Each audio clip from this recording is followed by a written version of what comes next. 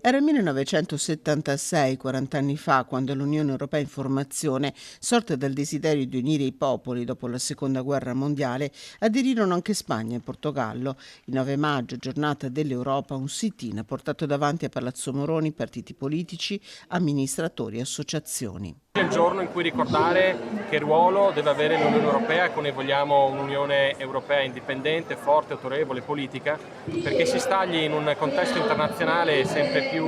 frammentato dove si cerca di imporre la logica del più forte piuttosto che quella del diritto. Ecco, se c'è una voce che deve imporsi in questo contesto è proprio quella dell'Unione Europea, se saprà interpretare quello stesso stimolo che gli è stata data dai padri fondatori a partire dal 1950 in poi. L'Europa non si costruisce da insieme, non sorge in una volta sola, ma lo fa grazie ad azioni concrete ed è proprio